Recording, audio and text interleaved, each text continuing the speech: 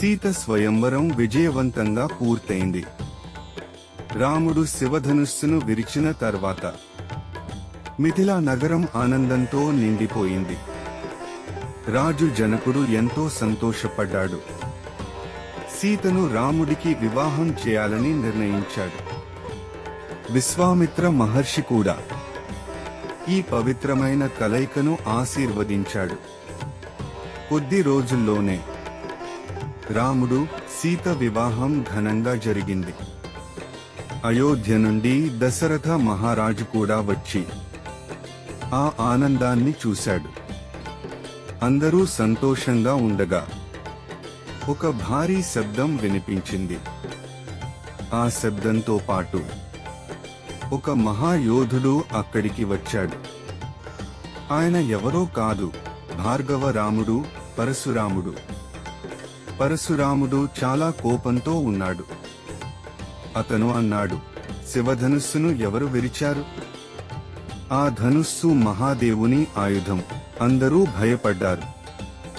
విశ్వామిత్రుడు ముందుకు వచ్చి అది రాముడు అని చెప్పాడు. పరశురాముడు రాముడిని చూసి ఒక సవాలు చేశాడు. నువ్వు నిజంగా వీరుడైతే ఈ విష్ణు ధనుస్సును ఎత్తి దానికి బాణం పెట్టు అన్నాడు. అందరూ ఉత్కంఠతో చూశారు. రాముడు శాంతంగా ముందుకు వచ్చాడు. అతను విష్ణు ధనుస్సును సులభంగా ఎత్తాడు. అది చూసిన పరశురాముడు అవాక్కయ్యాడు. అప్పుడు అతనికి అర్థమైంది, ఈ రాముడు సాధారణ మనిషి కాదు. రాముడు స్వయంగా మహావిష్ణువు అవతారం. పరశురాముడు తన కోపాన్ని వదిలి రాముడికి నమస్కరించాడు. ఆ తర్వాత అక్కడి నుండి వెళ్ళిపోయాడు. ఇలా రాముడి మహిమను పరశురాముడు కూడా అంగీకరించాడు.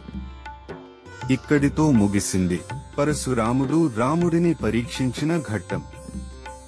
తర్వాత ఏమవుతుంది? రాముడు, సీత అయోధ్యకు ఎలా వెళ్తారు? అది ఎపిసోడ్ 8లో తెలుసుకుందాం.